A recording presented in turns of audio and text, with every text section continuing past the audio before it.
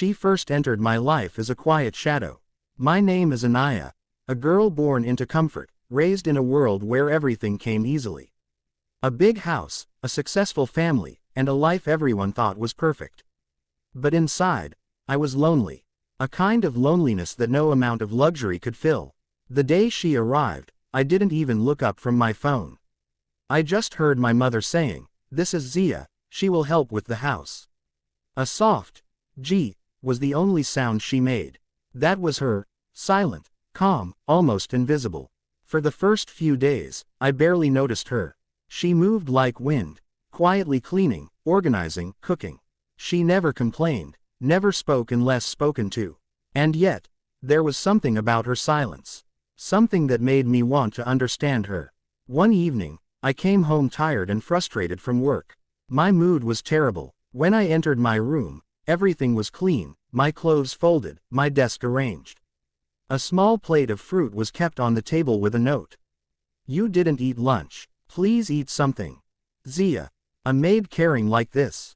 It surprised me. I walked downstairs and saw her quietly washing dishes. "Why did you do that?" I asked. She turned, a little startled. "You seemed tired. I just thought you needed it." Her voice was soft, almost fragile. And for the first time, I actually saw her. The days went by, and I noticed her more. The way she tied her hair. The way she smiled at small things. The way she always put others before herself. But I also noticed something else, her eyes. Eyes that carried sadness, deep, hidden, unspoken. One night, I found her sitting alone in the backyard. The sky was dark but her eyes were darker. "Are you okay?" I asked. She quickly wiped her tears. "I'm fine." But she wasn't. I sat next to her without saying anything. After a long silence, she whispered, "People think silence hides weakness, but sometimes silence hides stories no one wants to hear." I didn't push her. I just listened. And day by day, she opened up. She told me her parents forced her to work because they couldn't afford to send her to school anymore. She told me how she once wanted to be a painter, but life didn't give her the chance. She told me how she never felt loved, just used. Every word she spoke dug deeper into my heart. One afternoon, I saw her sitting on the roof, sketching with a broken pencil in an old notebook. Her drawing was beautiful, raw, emotional, full of life. "You should be studying somewhere," I said. She smiled sadly. "Dreams and people like me, they don't go together." But I wanted to change that. Slowly, our relationship shifted. I started having tea with her. I helped her with chores just so we could talk. We shared stories, laughter, and sometimes, silence. Beautiful silence. One rainy evening, everything changed. I slipped on the wet floor and twisted my ankle. Zia rushed to me. Her hands held me gently, her eyes full of fear. "Are you hurt? Tell me." Her voice cracked, and for a moment, she wasn't the maid. She was someone who cared deeply. I felt my heart skip. "Why are you crying?" I whispered. "I don't know why, but I can't see you in pain." And in that moment, our silence spoke louder than any confession. Over the next week, while I recovered, she stayed by my side. She brought me food, helped me walk, read to me when I couldn't sleep. She was sunshine in my dull days. One night, while putting medicine on my foot, she said softly, "You have everything. Why do you talk to me so much?" "Because you're the only one who listens," I replied. Our eyes met. My heartbeat changed. Hers too. But life doesn't let happiness stay untouched. My mother saw us laughing together one morning.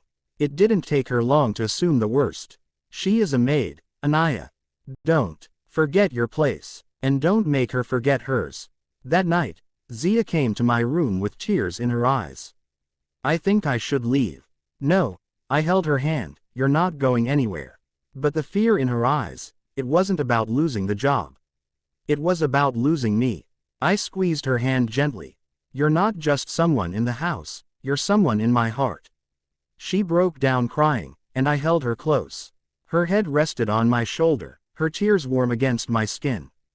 Days passed, and I realized something. Love doesn't look at class. Love doesn't care about roles. Love finds quiet hearts, and connects them. So I made a decision. I convinced my family to let her study. I paid for her classes with my savings. She hesitated at first, but when she held her books on the first day of class, her eyes sparkled like the sunrise.